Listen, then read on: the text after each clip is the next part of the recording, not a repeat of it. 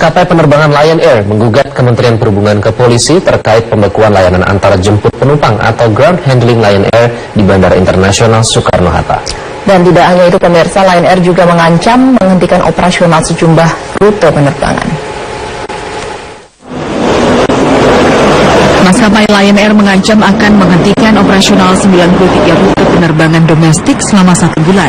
Ancaman ini merupakan buntut dari sanksi yang diberikan Kementerian Perhubungan kepada Lion Air berupa pembekuan izin ground handling pada Lion Air setelah kejadian salah menurunkan penumpang internasional pada terminal domestik di Bandar Udara Soekarno-Hatta. Kabar Reskrim Polri Komjen Pol Anang Iskandar mengaku telah menerima berkas gugatan Lion Air atas 2 gugatan, yakni kepada Kemenhub dan kepada pilot dan staf yang mogok kerja beberapa waktu yang lalu. Lion Air memang saya dengar ya, itu diterima.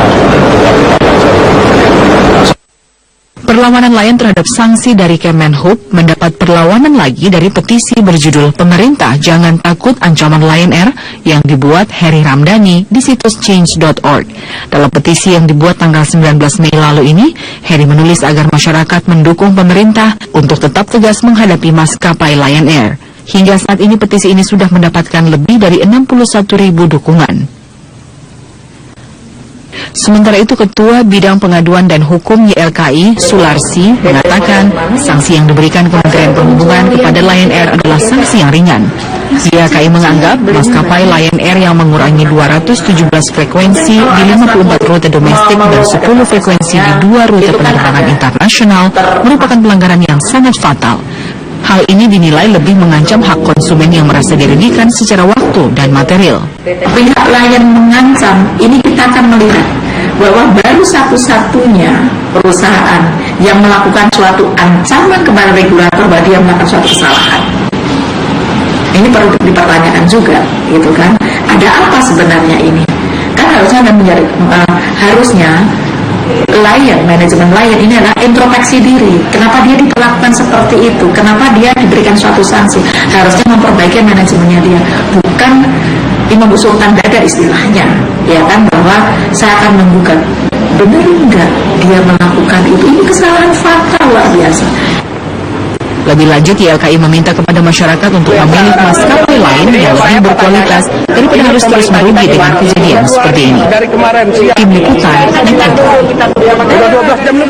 Komisi 5 DPR hari ini dijadwalkan memanggil manajemen Lion Air beserta Kementerian Perhubungan. Pemanggilan ini terkait dengan insiden salah antar penumpang penerbangan internasional ke terminal domestik. Kita akan bergabung dengan Jessica War yang akan melaporkan langsung dari gedung DPR Jakarta. Jessica, apa saja yang akan digali oleh Komisi 5 DPR RI dalam pertemuan nanti? Ada beberapa hal yang akan digali oleh Komisi 5 DPR RI, Elvita, dalam pertemuan atau audiens yang akan dilakukan dengan pihak manajemen dan juga karyawan Lion Air yang sedianya akan dilakukan pada pukul 1 siang ini. Di antaranya adalah Komisi 5 ingin menggali terkait dengan bagaimana sebenarnya mekanisme manajemen yang ada di internal Lion Air sendiri.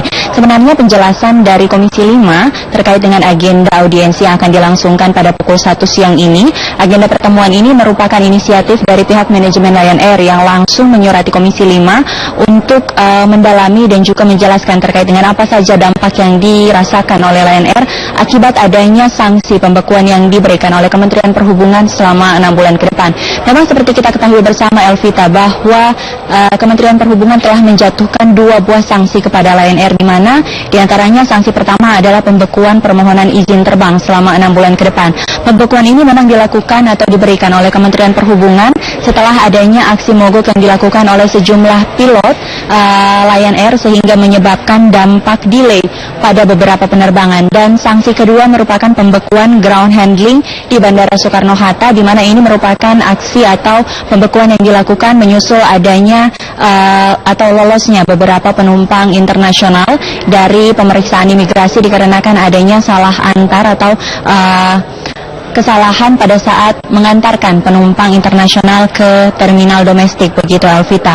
Dan penjelasan dari Wakil Ketua Komisi 5 Michael Watimena bahwa memang pada pertemuan yang akan dilangsungkan pada pukul 1 siang ini dari Komisi 5 akan lebih banyak mendengarkan apa saja yang menjadi keluhan dari maskapai Lion Air. Namun meski demikian, Komisi 5 menyatakan nantinya jika sudah mendapatkan penjelasan dari maskapai dan juga karyawan Lion Air, Komisi 5 berencana nanti akan mempertemukan dan mengkonfrontir penjelasan dan pernyataan dari pihak Lion Air bersama dengan Kementerian Perhubungan yang sedianya nanti akan dilaksanakan pada tanggal 30 Mei ini. Diharapkan nanti memang dari penjelasan atau pertemuan yang akan dilakukan pada tanggal 30 Mei ini dari pihak Kementerian Perhubungan maupun juga dari Lion Air bisa menemukan win-win solution, terutama terkait dengan pembekuan atau 2 sanksi yang diberikan oleh Kementerian Perhubungan. Alvita. Ya Jessica, jadi masalah sanksi pembekuan ini juga sudah disampaikan kepada pihak maskapai. Ya, dipastikan nanti pada agenda audiensi akan dilangsungkan pada siang ini, Komisi 5 juga akan membahas dan mendalami terkait dengan sanksi pembekuan yang sudah diberikan oleh Kementerian Perhubungan selama 6 bulan ke depan ini, di mana memang dari Wakil Ketua Komisi 5 Michael Watimena menjelaskan setelah mendalami sedikit terkait dengan pemberian sanksi pembekuan kepada maskapai Lion Air, Komisi 5 menilai pembekuan atau sanksi yang diberikan oleh Kementerian Perhubungan ini dilakukan terlalu emosional begitu. Artinya, Komisi 5 juga menyarankan kepada Kementerian Perhubungan untuk memberikan sanksi jika sudah dilakukan evaluasi dan adanya investigasi terlebih dahulu. Menurut Komisi 5 memang sanksi pembekuan yang diberikan oleh Kementerian Perhubungan kepada maskapai Lion Air ini belum dilakukan investigasi secara mendalam, dan berikut disampaikan oleh Wakil Ketua Komisi 5 Michael Watimena terkait dengan dampak apa saja yang sudah diterima oleh Komisi 5 terkait dengan keluhan adanya sanksi pembekuan yang dilakukan oleh Kementerian Perhubungan tersebut. Mempengaruhi daripada rute penerbangan dan itu berimplikasi kepada harga daripada tiket pesawat itu sendiri yang tadinya contoh soalnya 600.000, 700 itu bisa berlipat ganda menjadi 1,5, 1,4 dan seterusnya. Ini kan konsumen dirugikan. Apalagi ke depan kita akan mau masuk dalam bulan puasa dan lebaran. Itu kan turnover penumpangnya kan sangat tinggi karena tradisi kita kan mudik. Sehingga kalau ini tidak diatasi dari sekarang, maka akan menimbulkan sesuatu yang tidak kita inginkan secara bersama. Ya, sanksi pembekuan yang diberikan oleh Kementerian Perhubungan ini, Alvita, memang menurut Komisi 5 menimbulkan banyak dampak begitu di hadapan publik. Di mana memang selain dampak dirasakan oleh maskapai Lion Air, adanya juga dampak yang sangat dirasakan oleh publik menurut Komisi 5 adanya ketidaksesuaian harga berkat atau akibat adanya pembekuan sejumlah rute penerbangan ini. Dari Komisi 5 juga menjelaskan memang sudah bisa dilihat sudah ada peningkatan harga penerbangan begitu yang biasanya hanya harga standar, namun pada saat ini atau sudah 1 minggu belakangan menurut Komisi 5 sudah naik beberapa kali lipat begitu. Untuk itu Komisi 5 akan mencari win-win solution antara Kementerian Perhubungan bersama dengan maskapai Lion Air terkait dengan adanya pemberian sanksi pembekuan ini. Untuk sementara demikian informasi yang dapat kami sampaikan. Kembali Anda di studio. Selain Partai Demokrat, partai lain juga melakukan fit and proper test terhadap bakal calon gubernur DKI Jakarta 2017. Sejumlah nama bermunculan untuk diusung oleh partai politik. Namun nama Ahok masih menjadi kandidat kuat dalam bursa calon gubernur DKI 2017. Geliat kontestasi dalam pemilihan kepala daerah DKI Jakarta mulai terasa. Nama kandidat calon gubernur dari perseorangan Basuki Cahayapurnama atau Ahok dinilai masih menjadi kandidat kuat dalam bursa pemilihan gubernur DKI. Hingga saat ini teman Ahok telah mengumpulkan lebih dari 800.000 KTP sebagai modal dukungan Ahok dan pasangannya, Heru Budi Hartono, melaju dalam pemilihan gubernur DKI 2017. Popularitas dan elektabilitas Ahok yang tinggi ini bahkan membuat dirinya tetap memuncaki hasil survei internal PD Perjuangan. Namun Ahok menanggapi dingin hasil survei tersebut. Saya sama orang PDIP selalu komunikasi.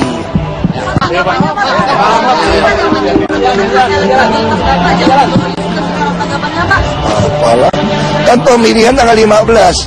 Saya mah nggak muluk-muluk lah. Nyaris kalah juga udah bagus. Tak mau kalah dengan Ahok, partai-partai politik juga mulai menjaring nama-nama yang layak menjadi kandidat calon gubernur DKI.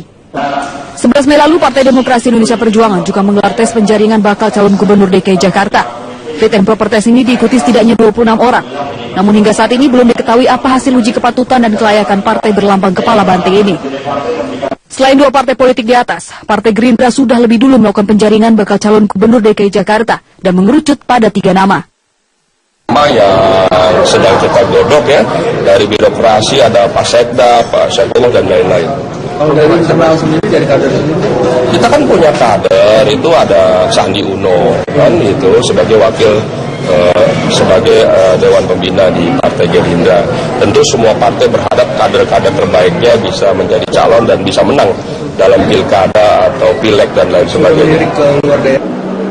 Sesuai tahapan, Komisi Pemilihan Umum akan membuka pendaftaran bagi calon gubernur DKI, baik dari partai politik maupun perseorangan, pada akhir Agustus mendatang. Tim Liputan Metro TV. Hari Kebangkitan Nasional dimaknai sebagai pernyataan perang terhadap kemiskinan oleh pemerintahan Provinsi DKI Jakarta. Sementara ratusan siswa sekolah menengah atas Untak Surabaya, Jawa Timur memperingati Hari Kebangkitan Nasional dengan menulis pesan tentang kebangkitan nasional. Dalam rangka memperingati Hari Kebangkitan Nasional yang jatuh pada hari ini, 20 Mei 2016, jajaran SKPD Pemprov DKI Jakarta menggelar upacara yang dipimpin langsung oleh Gubernur DKI Jakarta Basuki Cahayapurnama. Upacara ini diikuti oleh ratusan peserta yang terdiri dari pegawai negeri sipil atau PNS, aparat TNI, Polri, dan Satpol PP, serta siswa-siswi SMA di Jakarta, serta sejumlah pejabat DKI Jakarta. Usai memimpin upacara, Gubernur Basuki Cahayapurnama menyatakan tantangan terbesar dalam mewujudkan cita-cita kebangkitan nasional di Jakarta adalah memberantas kemiskinan yang disebabkan oleh mafia serta oknum perampas hak rakyat. Ahok meminta agar jajaran aparatur negara serta SKPD ikut serta mewujudkan cita-cita tersebut.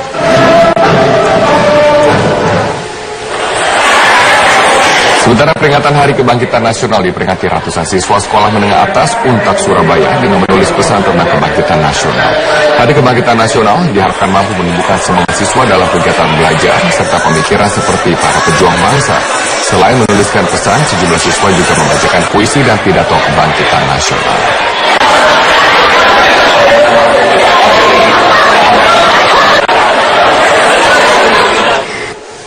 Insiden salah masuk terminal di Bandara Internasional kembali terulang. 48 penumpang penerbangan internasional AirAsia salah masuk terminal domestik di Bandara Ngurah Rai, Bali. Sanksi tegas akhirnya diberikan pihak Kemenhub. Kemenhub tegas memberikan hukuman kepada Lion Air dan AirAsia atas insiden salah masuk terminal di Bandara Internasional Soekarno-Hatta dan Ngurah Rai. Terjadinya 2 insiden salah masuk terminal dalam sepekan ini dirasa sangat fatal dan harus dikenakan sanksi. Pihak imigrasi Bandara Ngurah Rai, Bali bahkan menegaskan apa yang dialami maskapai AirAsia sangat fatal dan membahayakan negara. Kecerobohan AirAsia ini tidak bisa ditolerir. Karena saya takut ini bukan untuk yang pertama kali terjadi. Membahayakan sekali. Karena ini perbatasan imajiner Indonesia itu kan ada di dalam ini. Sudah di dalam ini Bali ini. Tanggal 16 Mei 2016 malam, sebanyak 48 penumpang AirAsia penerbangan KZ509 dari Singapura salah masuk ke terminal domestik dari yang semestinya masuk ke terminal internasional. Dari 48 penumpang yang sempat turun, ada 1 penumpang asal Selandia Baru yang ternyata sempat keluar dari terminal dan bandara. Meski sempat lolos pemeriksaan, penumpang tersebut kembali melapor ke imigrasi Ngurah Rai. Sebelumnya pada tanggal 10 Mei 2016, sebanyak 47 penumpang Lion Air penerbangan JT161 dari Singapura juga salah masuk terminal domestik. Tim Liputan Metro TV. Terpilihnya Setia Novanto sebagai Ketua Umum Partai Golkar secara tidak langsung mengubah struktur kepengurusan di fraksi Golkar di Parlemen. Rekan kami Mila Amalia akan melaporkan langsung dari gedung Parlemen. Mila, apa saja perubahan yang terjadi di alat kelengkapan Dewan setelah Setia Novanto mundur sebagai Ketua Fraksi Golkar? Ya Robert, tentunya akan ada perubahan atau rotasi bagi anggota fraksi Partai Golkar di alat kelengkapan Dewan DPR setelah Setia Novanto ini berencana untuk mengundurkan diri dari Ketua Fraksi Partai Golkar. Terlebih dirinya sudah dilantik sebagai calon Ketua Umum Partai Golkar hasil Munaslup 2016 yang dilaksanakan di Bali pada Selasa pekan ini. Namun tadi saat kami mengkonfirmasi kepada Wakil Ketua Fraksi Partai Golkar, Firman Subagio, ini mengatakan bahwa belum ada pembahasan siapa saja yang akan dirotasi di alat kelengkapan Dewan di DPR ini, karena memang hingga saat ini Partai Golkar masih fokus untuk mencari nama-nama siapa yang akan menggantikan Setia Novanto sebagai Ketua Fraksi Partai Golkar. Saat kami tadi menanyakan kepada Firman siapa kira-kira kader Partai Golkar ini yang memenuhi persyaratan untuk menduduki kursi ketua fraksi ini, tadi Firman menjawab bahwa mencuat kedua nama, yaitu Rumkono dan juga Aziz Syamsuddin yang akan mengisi jabatan sebagai ketua fraksi.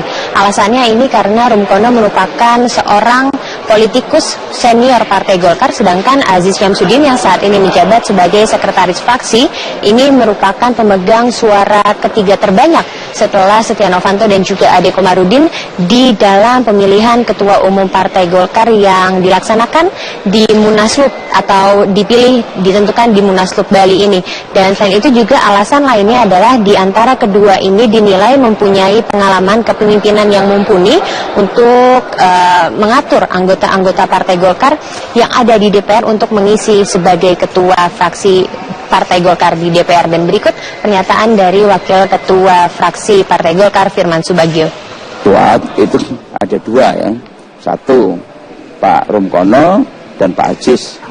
Nah tentunya kalau kita bicara tentang Pak Rumkono, Pak Aziz ini semuanya adalah kader-kader yang memang sudah punya pengalaman. Namun tentunya ini pertimbangan politis saya itu dari Ketua Umum terpilih.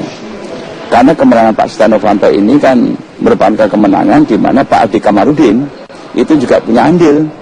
Karena sebetulnya kan masih ada kesempatan lagi untuk putaran kedua. Mengenai posisi Ketua DPR Ade Komarudin ini, Setia Novanto dan juga Ade Komarudin beserta petinggi-petinggi Partai Golkar ini menyetujui bahwa Ade Komarudin akan tetap menjabat sebagai Ketua DPR periode 2014-2019. Keputusan ini diambil di saat pelaksanaan Munaslup di Bali pada pekan ini, karena memang Ade Komarudin ini akhirnya memilih untuk mengundurkan diri dalam pemilihan Ketua Umum di ronde kedua, dan ini akhirnya Setia Novanto begitupun juga dengan Ade Komarudin dan petinggi-petinggi Partai Golkar lainnya ini menyetujui bahwa Ade Komarudin tetap menjabat sebagai Ketua DPR. Mengenai pemilihan Ketua Fraksi ini akhirnya diserahkan kepada Setia Novanto untuk menentukan di antara dua nama ini siapa yang akan dipilih, dan nantinya Ketua Fraksi ini akan menentukan siapa-siapa sajakah anggota DPR di fraksi Partai Golkar ini yang akan dirotasi di alat-alat kelengkapan Dewan yang ada di DPR. Untuk sementara demikian, Robert, yang dapat disampaikan dari DPR. Kembali ke studio. Baik, terima kasih Mila Amalia atas informasi Anda. Sejumlah partai politik yang tergabung dalam partai pendukung pemerintah menyambut kehadiran Golkar. Koalisi partai pendukung tidak khawatir dengan isu pembagian jatah kursi kabinet dan menyerahkan sepenuhnya kepada Presiden Joko Widodo. Mohon duduk. Keputusan Partai Golkar mendukung pemerintahan Jokowi JK mengubah konstelasi peta politik di tanah air.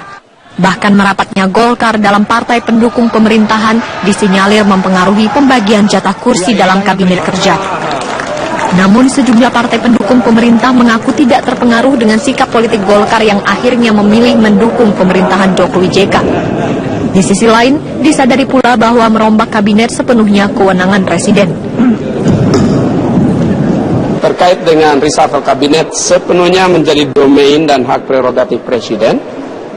Kami mendukung Presiden untuk bila Presiden merasa perlu untuk mengambil pembantu-pembantunya dari segenap komponen masyarakat, putra-putri Indonesia terbaik termasuk dari komponen unsur PAN dan Golkar. Ini tidak ada hubungannya dengan bertambah atau berkurangnya porsi kabinet dari fraksi-fraksi atau dari partai-partai pendukung Presiden, tidak ada hubungannya. Ya kalau terancam belum jelas juga, ya kan, apakah PAN juga dapat menteri atau tidak kan belum jelas, ya, karena itu hak prerogatif Presiden. Tetapi kalau mau lihat fakta sekarang, tentu kader Golkar udah banyak di pemerintahan, ya kan, ada Pak Luhut, ya kan, ada Pak JK, mungkin ada juga yang lain berafiliasi per Golkar. Kita tidak merasa terancam, karena dulu ketika masuk ke dalam pemerintahan kan P3 yang kemudian menominasikan Pak Lukman dan diterima oleh Presiden, pada saat itu posisinya posisi diminta, bukan meminta. Ya. Kalau kemudian karena diminta dan apa yang sudah diberikan mau diminta kembali oleh Presiden, dan kita serahkan sebenarnya pada kebijakan itu. Bergabungnya Golkar dalam barisan koalisi partai pendukung pemerintah justru dinilai menguatkan kinerja pemerintah Joko Widodo Yusuf Kala. Tim Liputan, Metro TV. Komisi Pemberantasan Korupsi akan mengkaji aturan diskresi atau kewenangan mengambil keputusan oleh Gubernur DKI Jakarta terkait dengan proyek reklamasi Pantai Utara Jakarta. Sebelumnya Gubernur DKI Jakarta Basuki Cahayapurnama menyebut ia menggunakan hak diskresi dalam menentukan kontribusi pengembang dalam proyek reklamasi Pantai Utara Jakarta. Agus Raharjo menilai sah-sah saja jika seorang kepala daerah menggunakan hak diskresinya. Namun ia menegaskan ada sejumlah tahapan dalam pengambilan keputusan diskresi. Definisi diskresi diatur dalam pasal 1 angka 9 Undang-Undang Nomor 30 Tahun 2014, yaitu keputusan yang ditetapkan pejabat pemerintahan untuk mengatasi persoalan yang dihadapi dalam penyelenggaraan pemerintahan dan kemudian mencegah stagnasi di dalamnya. KPK akan mengkaji apakah Ahok telah menjalankan diskresi sesuai dengan peraturan yang ada dalam mengatur soal reklamasi Pantai Utara Jakarta. Jadi kalau di tingkat pusat nggak ada peraturannya kan kita bisa membuat perda, bisa membuat pergub. Jangan kemudian kita kalau sebagai birokrat itu bertindak sesuatu tanpa ada acuan peraturan perundang-undangannya itu kan nggak boleh. Berarti itu sah-sah dilakukan Pak nanti, dalam perjanjian preman ini Pak. Loh. Ahok mengatakan ini adalah perjanjian preman. Ya, bukan kalau nggak ada peraturannya ya mungkin kita bertanya, ada tanda tanya besar dong. Kalau peraturan